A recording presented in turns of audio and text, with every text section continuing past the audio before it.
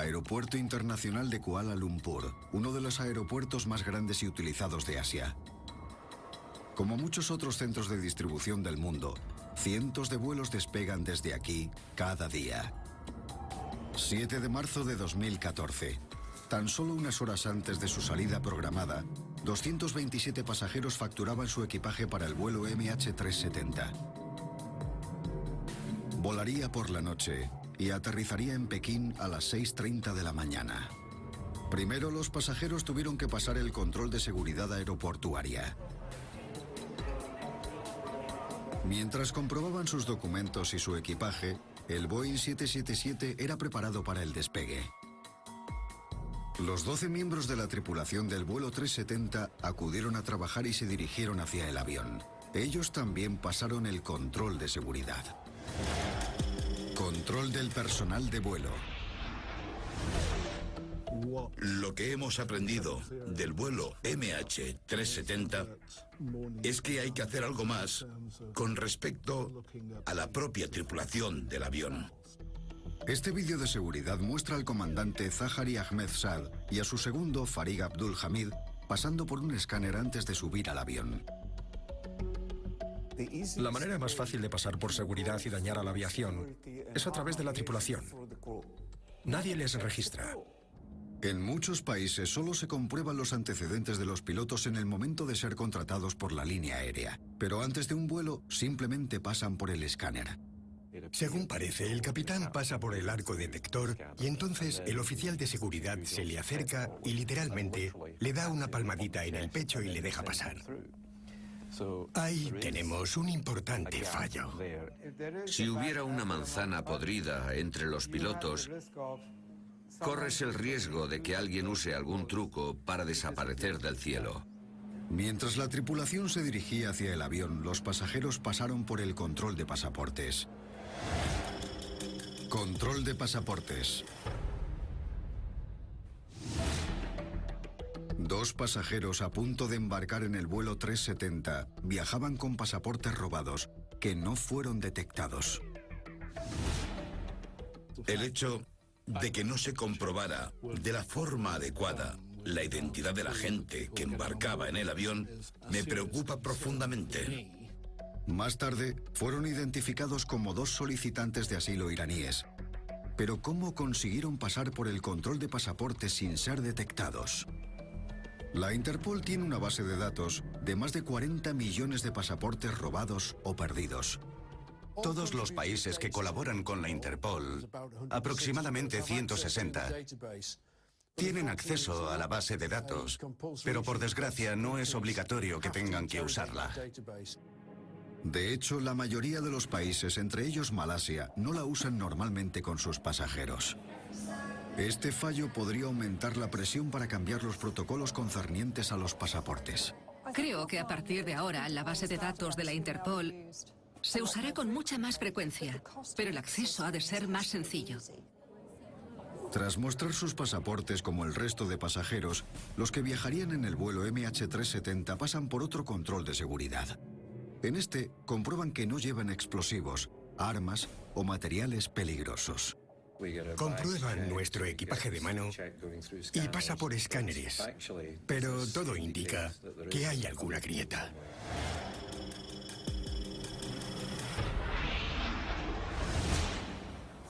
Desde el 11S, los escáneres de equipaje y corporales se han vuelto obligatorios en aeropuertos de todo el mundo.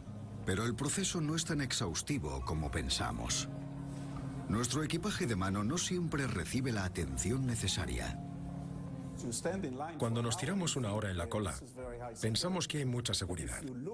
Pero si nos fijamos en el registro, dura entre 12 y 15 segundos.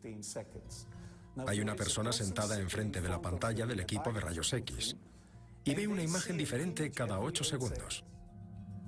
No conozco a nadie que pudiera comprobar qué hay en una maleta en 8 segundos. Tenemos algunos puntos débiles porque hay ciertas funciones fundamentales para las que todavía no contamos con el equipo necesario. Como identificar explosivos en el equipaje de mano. Podrías llevar un explosivo que pareciera un trozo de salchichón o de queso. Más de una década después del 11S, los protocolos de seguridad parecen estrictos, pero el mundo de la aviación sigue teniendo puntos débiles, sobre todo en lo referente a la tecnología y su uso. Nos gustaría que la tecnología usada para la seguridad aérea avanzara hasta tal punto en el que el error humano desapareciera del proceso de toma de decisiones, hasta el punto de que no dependiéramos de la decisión de una sola persona que realiza cacheos o registra el equipaje de la bodega o el de mano. Detectar cualquier amenaza de seguridad antes de que llegue el avión es la manera más eficaz de garantizar la seguridad. Se están desarrollando nuevas tecnologías aplicadas en la identificación de pasajeros y su equipaje, así como su estado mental y el de la tripulación. Se están probando innovadores métodos de detección en aeropuertos de todo el mundo. Muchos de ellos se basan en la ciencia biométrica o el reconocimiento facial 3D, y se han diseñado nuevos sistemas para evitar que cualquier sustancia peligrosa o explosiva llegue al avión.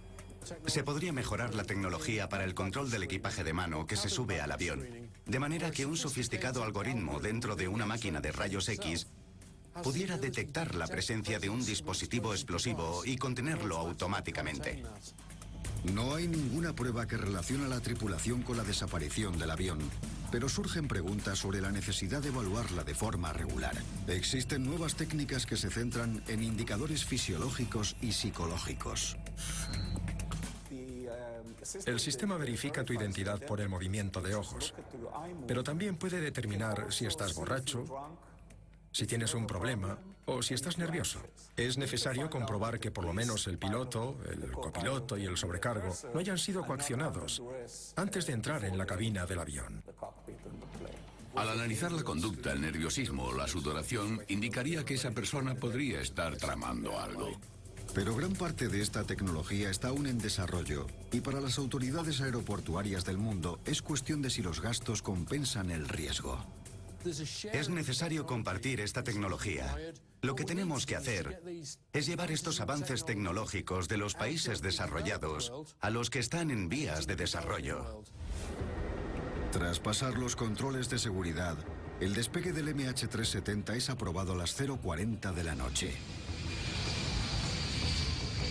El Boeing 777 abandonó la pista del aeropuerto de Kuala Lumpur por última vez.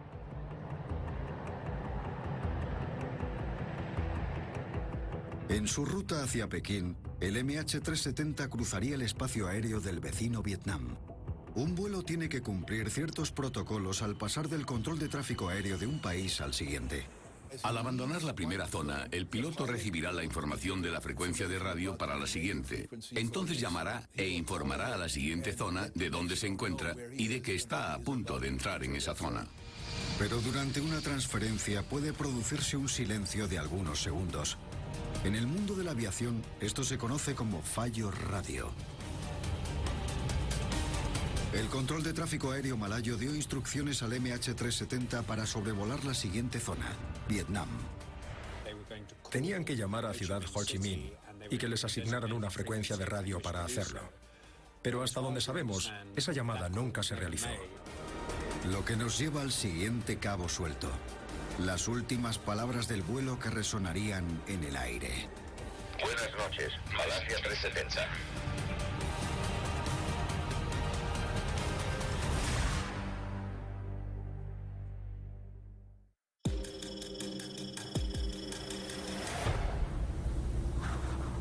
Tras una hora de viaje, el MH370 se disponía a pasar del espacio aéreo malayo al vietnamita. El control de tráfico aéreo malayo avisó a los pilotos de que contactaran con Vietnam y luego finalizó la transmisión. Debería haber sido un proceso mediante el cual le dieran las buenas noches al control de tráfico aéreo malayo para un momento después darle los buenos días a Vietnam. Les dieron las instrucciones y las recibieron. Buenas noches, Malasia 370. Y se hizo el silencio. Esta transferencia de tráfico aéreo incompleto es el siguiente cabo suelto. Control de tráfico aéreo. Al suspender la comunicación por radio, el control del tráfico aéreo depende del radar. Pero que ocurra algo así no es algo fuera de lo común. Puedes estar en medio de una conversación sobre el siguiente giro de la navegación o algo así, y que se te olvide contactar.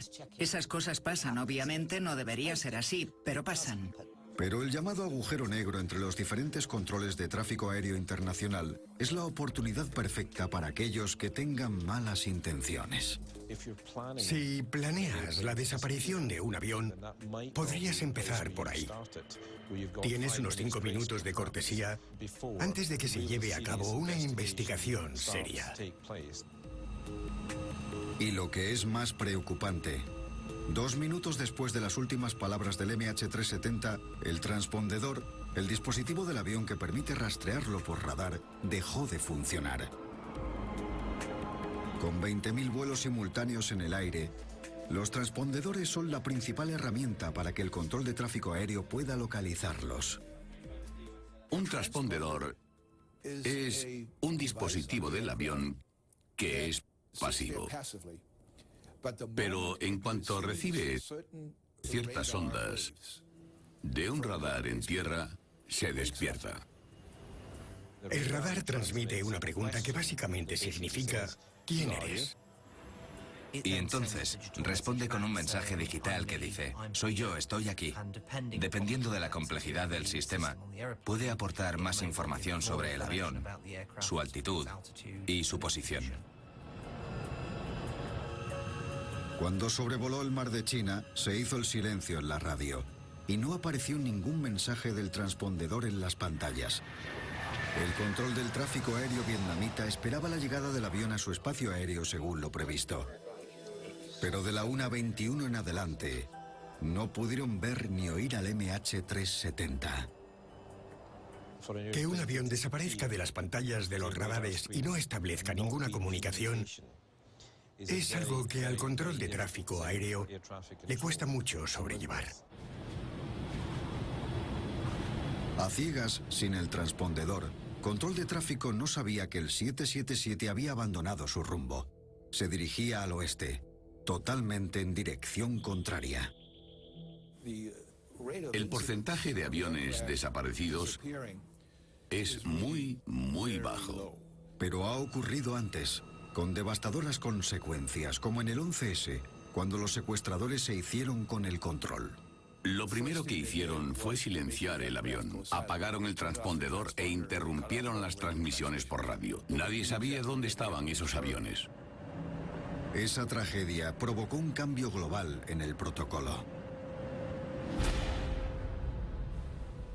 Cuando se dieron cuenta de lo que había pasado, uno de los pasos que dieron fue contactar con los servicios de seguridad. Si sobrevolara el espacio aéreo londinense, por muchos cambios de frecuencia que se produzcan en poco tiempo, si te saltas uno y no pasa nada más, en 20 minutos tendría 2 cazas en las alas. Se necesitaría urgentemente realizar otro cambio drástico en el sistema de control de tráfico aéreo. Puede que sea el momento de reemplazar las transferencias humanas por un sistema automatizado. Creo que las transferencias automáticas serían beneficiosas, pero con la automatización se introduce un riesgo potencial. Es como lanzar una moneda entre la certidumbre que nos da la tecnología y el mayor control que aporta el factor humano sobre la percepción, a pesar de su falibilidad. Pero el transpondedor no es el único sistema que mantiene a los aviones en contacto con el suelo. Hay otro, el ACARS, un sistema de comunicación aire-tierra. Los aviones pueden enviar datos automáticamente sobre su estado a sus fabricantes. Por ejemplo, sobre el rendimiento del motor, el consumo de combustible y puede que incluso sobre la velocidad del avión. Pero lo relevante es que en el vuelo MH370 este sistema de mensajería por satélite dejó de transmitir al mismo tiempo que el avión se desvió de su ruta y el transpondedor dejó de funcionar. Es durante esos 10 o 15 minutos como mucho cuando necesitamos entender qué pasó exactamente en la cabina. El hecho de que tanto el transpondedor como el ACARS dejaran de funcionar plantea una pregunta clave. Si el transpondedor quedó inoperativo, ¿cómo sucedió? Parece que en algún momento el ACARS fue inutilizado. Podría haber sido una desactivación intencionada o debido a un fallo muy específico del sistema. La persona mejor posicionada para inhabilitar el sistema es el piloto. Si el piloto necesitara apagar el transpondedor, le resultaría bastante fácil. Está situado en la consola central y simplemente se apaga con un interruptor. En el caso de que quisiera apagar el ACARS, tendría que venir aquí arriba y manipular los disyuntores que lo controlan. Y dejaría de funcionar. Existen razones legítimas por las que un piloto podría apagar el transpondedor. Una vez tuve que apagar el transpondedor en pleno vuelo. En mi caso se debió a un fallo eléctrico. No se me ocurre ninguna situación en la que apagara el transpondedor sin contarle a control de tráfico aéreo lo que iba a hacer. Ya fuera accidental o deliberado, ¿deberían tener los pilotos la opción de apagarlo sin consentimiento de tierra? Tenemos que reconocer que el comandante de un avión tiene y debe tener control total sobre el avión. Eso incluye la posibilidad de apagar todos los sistemas eléctricos, aparte de los absolutamente necesarios para controlar el vuelo. Por ejemplo, en caso de que se produjera un incendio. La idea de que pudieran invalidar tus decisiones desde tierra me parece aterradora. ¿Cómo iban a tomar desde tierra las decisiones que tomamos en el aire? Alcanzar un equilibrio entre la autonomía de los pilotos y la importancia de un seguimiento preciso sigue siendo un desafío. Pero la mano humana no es la única causa posible del fallo de los sistemas de seguimiento. Un error mecánico podría apagar con facilidad los sistemas eléctricos. Quizás eso explicaría por qué el vuelo no podía ser localizado y la tripulación no hizo una llamada de emergencia. Fallo mecánico. El Boeing 777 lleva volando 20 años y tiene uno de los mejores historiales de seguridad entre los aviones comerciales. Los 777 son aviones muy seguros. Hay más de 1000 en activo y su tasa de accidentes es especialmente baja. Pero también han sufrido fallos mecánicos. En 2008, la congelación del combustible provocó que un 777 realizara un aterrizaje de emergencia en el aeropuerto Heathrow, Londres.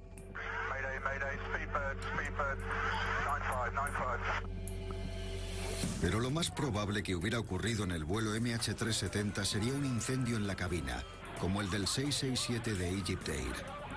Un cortocircuito en el sistema eléctrico prendió la línea de oxígeno de la cabina.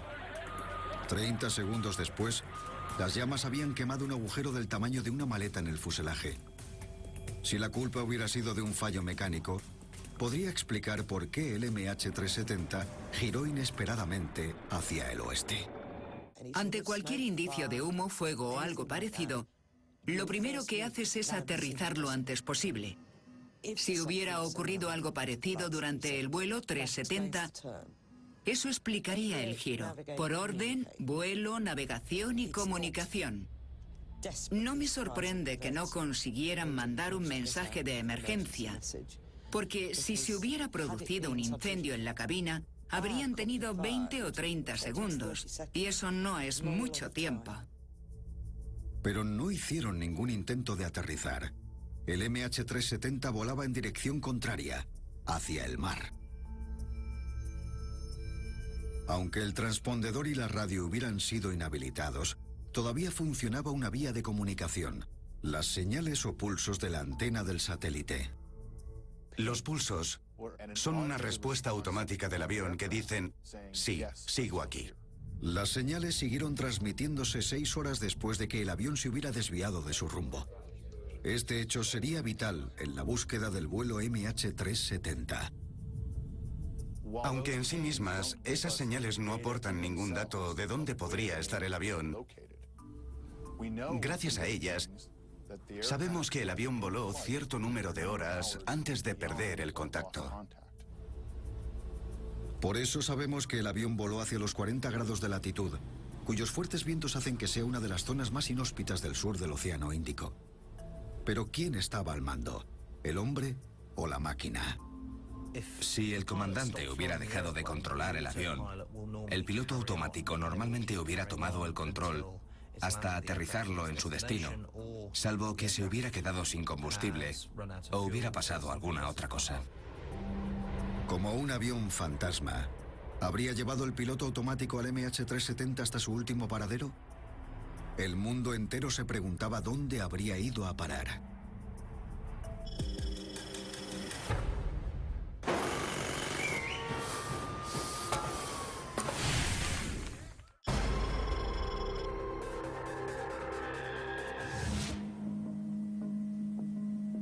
El MH370 había abandonado su ruta y volaba hacia la inmensidad del Océano Índico. Un misterio que dejó al descubierto los cabos sueltos de la seguridad de la aviación. En tierra, el mundo se acababa de enterar de que un avión había desaparecido. En Pekín, familiares y amigos de los pasajeros habían ido a recibir al MH370. Pero nunca llegó. Malaysia Airlines ha confirmado que el vuelo MH370 perdió contacto con el control de tráfico aéreo a las 2:40 de la mañana. Con un nivel peligrosamente bajo de combustible a las 8:11 de la mañana, hora local, el avión envió su última señal automática por satélite o pulso. Más de 7 horas desde que el transpondedor fuera desactivado y 6 horas desde que el control del tráfico aéreo malayo hubiera oído por última vez la voz del piloto. Que se pierda la posición de un avión durante un periodo de tiempo tan prolongado es algo único. Seguimiento desde tierra. Es increíble. Ahora que la tecnología ha avanzado tanto con los teléfonos móviles y el GPS, podemos encontrar lo que sea, donde sea. ¿Y en serio hemos perdido un avión con toda esa gente a bordo? ¿Y cómo se encuentra un avión perdido? El primer método es buscándolo desde tierra usando un radar. Otro cabo suelto es nuestra dependencia de tecnologías con limitaciones. El radar existe desde la Segunda Guerra Mundial. Depende de una estación terrestre cercana y llega a unos 300 kilómetros de la costa.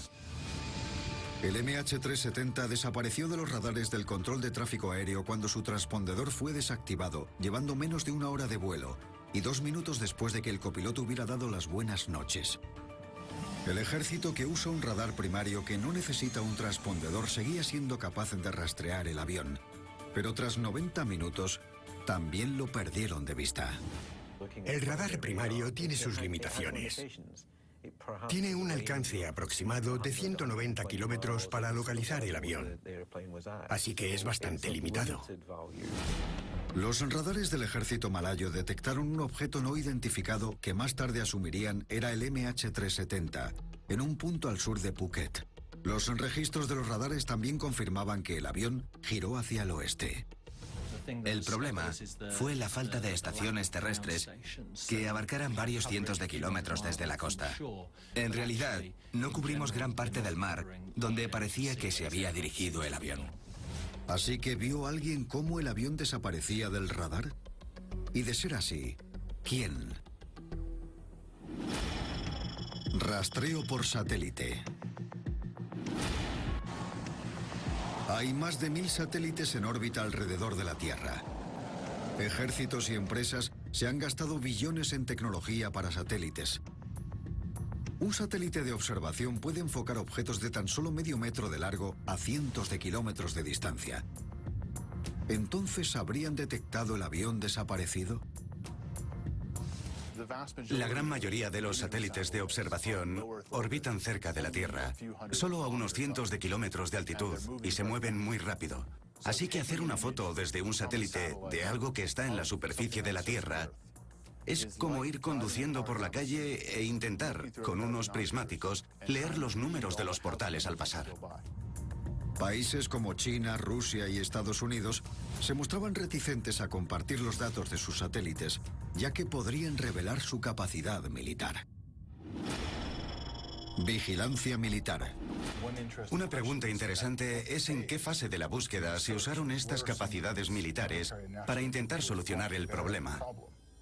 Si sus satélites estuvieran ocupados buscando el MH370, podría significar que no estarían disponibles para encargarse de otras actividades de alta prioridad, como controlar a Corea del Norte y otros enemigos potenciales.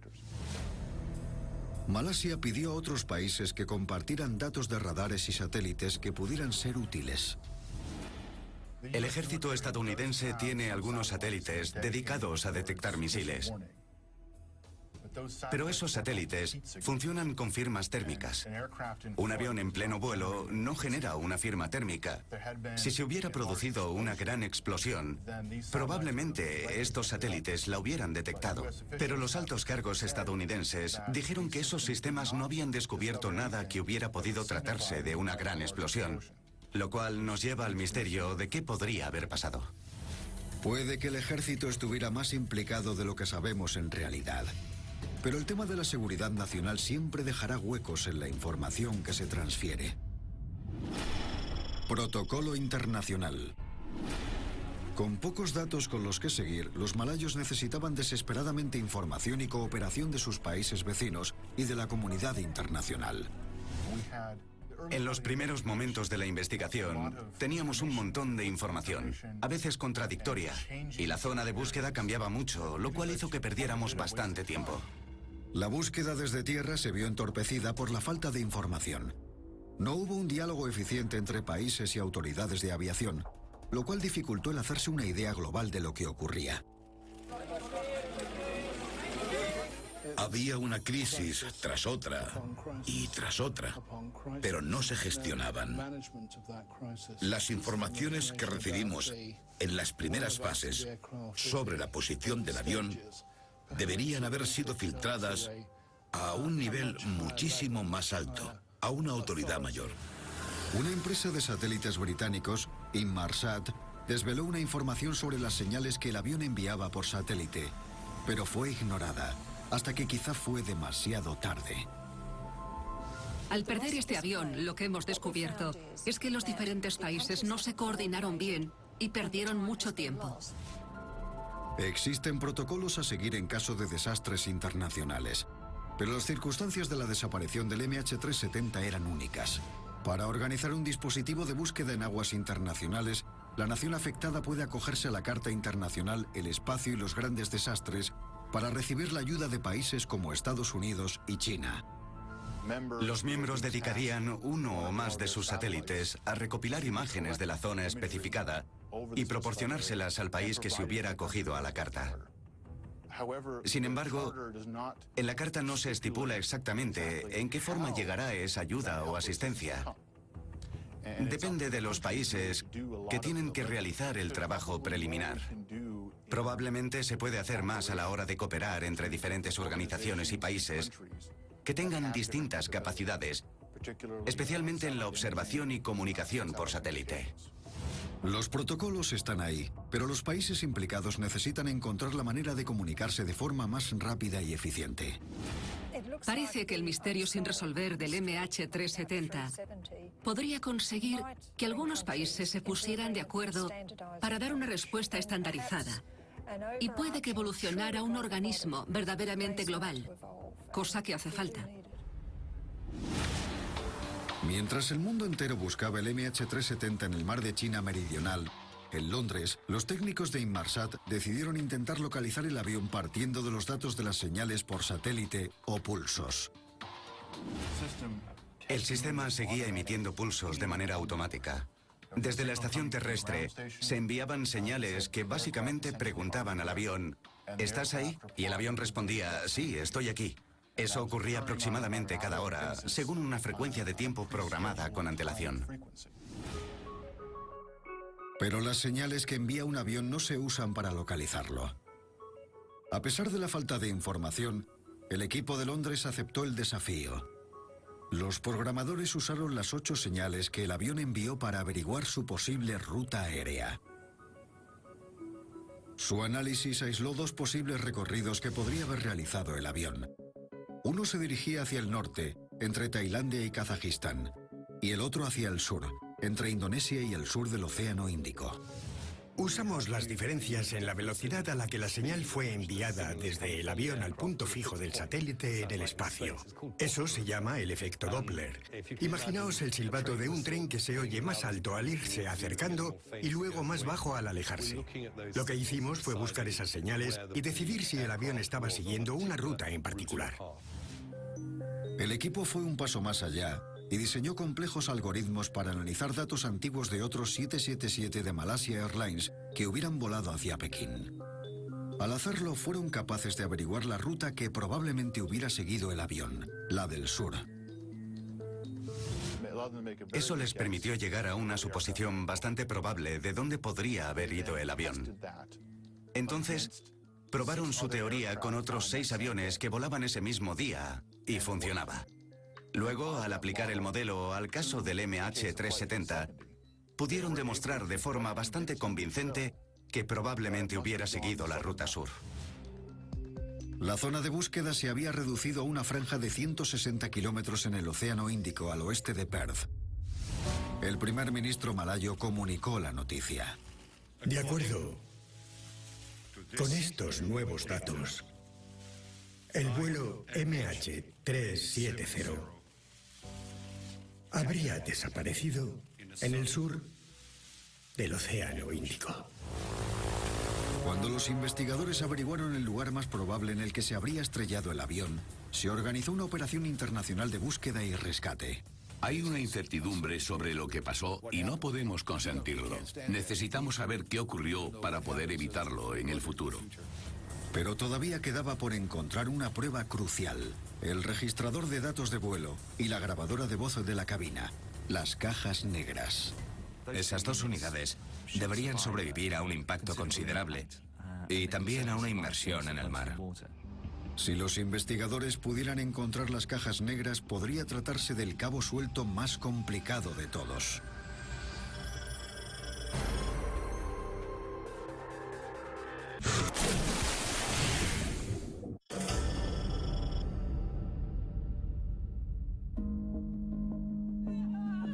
Con el paso de las semanas sin obtener ninguna respuesta de lo ocurrido con el MH370, la desesperación y la ira de los familiares iba en aumento. Finalmente, los investigadores pudieron aislar una zona en la que el avión podría haberse hundido. Cubría 254.000 kilómetros cuadrados, en el corazón del sur del Océano Índico. Pero todavía quedaba una parte crucial del avión por encontrar. Otro cabo suelto: la caja negra del vuelo.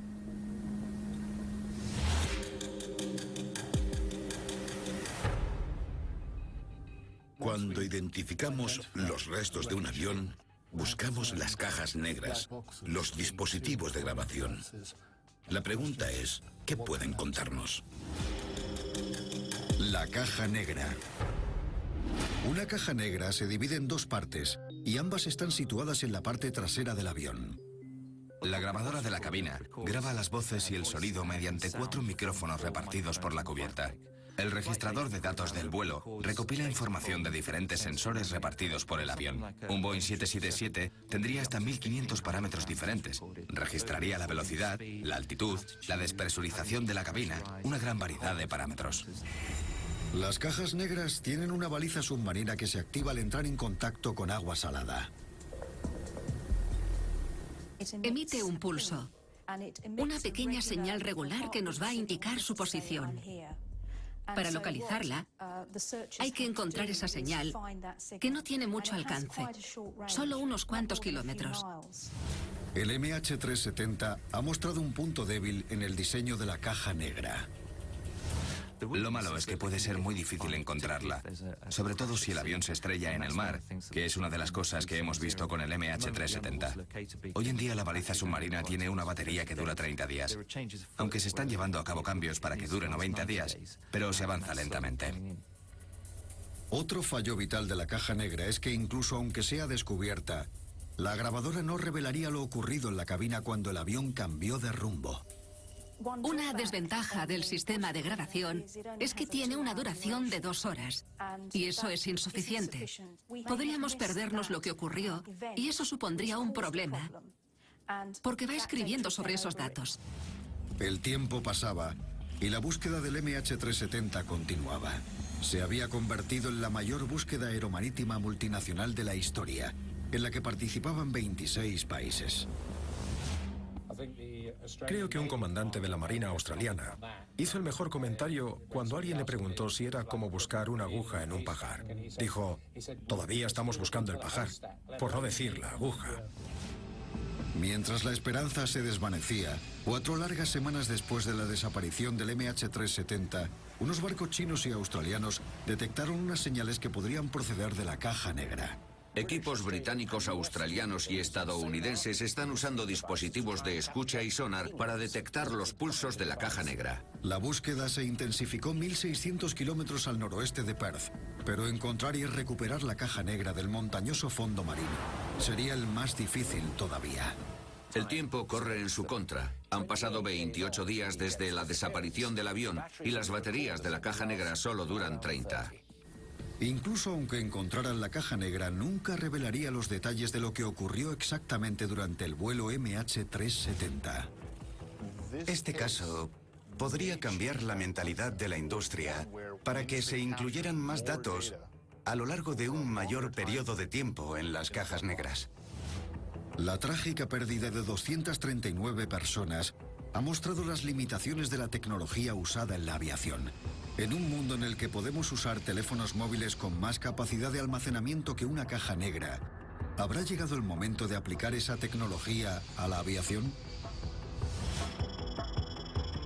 El futuro. Creo que una prioridad a corto plazo sería hallar una solución para transmitir datos en tiempo real desde un avión en pleno vuelo a los sistemas en tierra. De hecho, esa tecnología no es tan lejana y algunas innovaciones podrían acelerarse como resultado del vuelo MH370. En la Universidad Cranfield, uno de los mejores investigadores aeroespaciales está desarrollando un sistema de información revolucionario.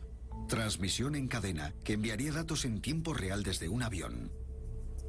En lugar de enviar datos constantemente desde el avión, esperamos a que éste se encuentre en una situación fuera de lo común, por ejemplo, en medio de un accidente. Y entonces decidimos empezar a transmitir información, altitud, velocidad, balanceo, cabeceo y otros parámetros para intentar comprender si está ocurriendo algo inusual. Con este tipo de transmisión se enviaría información vital en tiempo real al fabricante, facilitando la localización de un avión si ocurriera algo como en el caso del MH370. Pero podrían pasar años hasta que fuera certificado y adaptado a la aviación comercial. Además, ya existe una tecnología a disposición de las aerolíneas que quieran instalarla que les permite recibir información en directo sobre el rendimiento. Los motores más nuevos de empresas como Rolls-Royce y General Electric tienen la capacidad de enviar datos sobre su rendimiento de forma automática a sus fabricantes. Se desconoce si el MH370 contaba con esta opción. Si el envío de información automático hubiera estado activado, podría haber ayudado a reducir la zona de búsqueda de donde podría haber acabado el avión. ¿Podrían los aviones del futuro que envían datos en tiempo real ir un paso más allá al usar un piloto virtual que eliminara la posibilidad de cualquier error humano? La Universidad de Tokio está desarrollando un sistema de control de vuelo inteligente usando la inteligencia artificial. La principal causa de los accidentes aéreos es el factor humano, el error humano. Tenemos que desarrollar un sistema totalmente automatizado sin piloto de operaciones. Cuando el piloto no pueda controlar por completo el avión, por ejemplo, por falta de oxígeno o por un acto de terrorismo, la estación de tierra podría controlar un avión averiado o fuera de control para aterrizarlo de forma segura. Mientras los científicos buscan respuestas, otras soluciones podrían encontrarse en el desarrollo de una tecnología que respondiera a la demanda de los pasajeros de estar tan conectados en el cielo como en tierra. La hiperconectividad en el cielo está a punto de hacerse realidad con Global Express. Estamos en proceso de lanzar 3 satélites orbitales geoestacionarios que girarían alrededor de la Tierra a 38.000 kilómetros y proporcionarían cobertura a todo el planeta. Eso revolucionaría el transporte aéreo y el mundo de las comunicaciones tal y como lo conocemos. Es el beneficio de poder usar tu propio dispositivo en un avión, ya sea un portátil, una tablet o un móvil, y poder conectarlo a un punto de acceso inalámbrico que estaría instalado en el avión. Así podríamos ver la tele, conectarnos a Internet a la misma velocidad que lo hacemos en tierra. Creo que todo el asunto del vuelo MH370 está sirviendo para descubrir que vivimos en un mundo en el que la comodidad de los pasajeros, los sistemas de entretenimiento o el apetito comercial han sido colocados por delante de la seguridad de los propios pasajeros. Aunque la hiperconectividad y la transmisión de datos en tiempo real podrían solucionar algunos huecos tecnológicos actuales, los científicos ya se han adelantado. La sexta generación de satélites no estará lista hasta la década de 2020, pero ya la estamos planificando. En la cabina, los servicios de seguridad y las comunicaciones de los pilotos con tierra, así como el seguimiento del avión, pasarían al siguiente nivel. Mientras el mundo sigue la tragedia del MH370, los investigadores tienen que encontrar los restos del avión y recuperar los datos de las cajas negras para responder algunas preguntas clave. Pero puede que nunca encuentren todas las respuestas. Lo que hemos aprendido es que esta no es solo la historia de un avión desaparecido. También es la historia de los cabos sueltos de la tecnología de la aviación y la comunicación. Los pasajeros necesitan recibir una garantía de que su seguridad es la mayor prioridad, tanto en el aeropuerto como en el entorno aéreo. Sin los pasajeros, no habría industria que proteger. La tecnología aeronáutica, por muy sofisticada que sea, sigue siendo falible ante actos de malicia o errores. Lo que tenemos que hacer es descubrir lo que ha sucedido y aprender las lecciones necesarias para evitar que esto vuelva a pasar. Los cabos sueltos han permitido que lo que debería haber sido un vuelo rutinario se convierta en uno de los mayores misterios de la historia de la aviación. Al final, todo se resume en saber cuál sería el coste de aplicar las nuevas tecnologías y todas estas mejoras. Y también quién estaría preparado para afrontar esos gastos, si los gobiernos, las aerolíneas o los pasajeros.